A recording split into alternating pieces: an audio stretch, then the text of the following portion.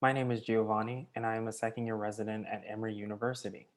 Today, I'm going to discuss research detailing representation in the top emergency medicine journals of darker skinned individuals in relation to cutaneous disorders.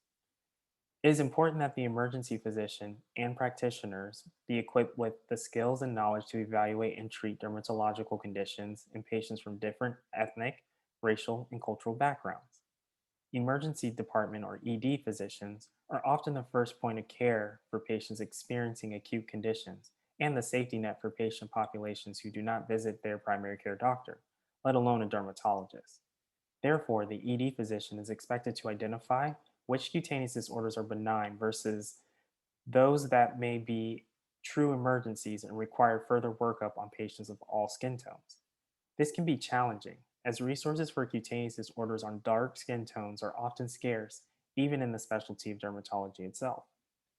Here, we examine the top emergency medicine or EM journals to compare the representation of emergent cutaneous disorders in light skinned individuals versus dark skinned individuals. We hypothesize that fewer images of dark skinned cutaneous disorders will be published overall.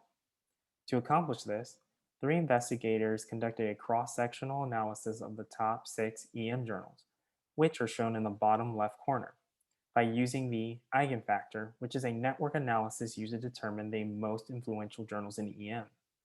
The first investigator reviewed these journals, looking at every image to determine which images displayed a cutaneous disorder.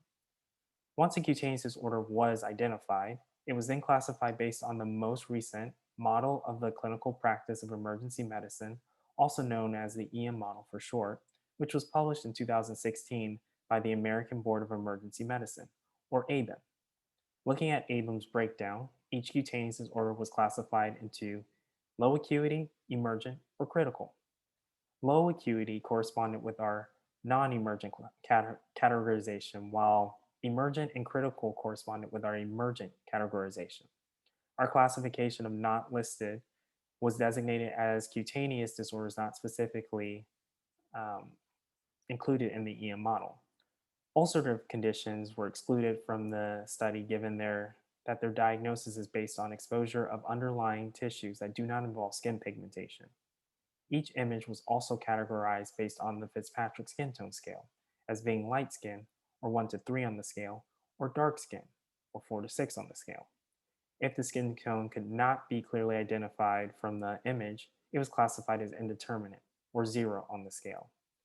This scale and these categories were used since it has been validated and serves as a standard in dermatology research. A blinded second investigator then rated the image on the Fitzpatrick scale. If there was a discrepancy between an image's classification of light versus dark skin tone between the investigators, a third blinded investigator also reviewed the image to determine final classification. If there was a discrepancy between individual Fitzpatrick classifications that did not affect categorization of the images into light versus dark skin tone, no third reviewer was used. By these methods, 314 images were found. The bottom middle table demonstrates the number and percentage of images depicting dark-skinned individuals compared with light-skinned individuals for each category of condition acuity.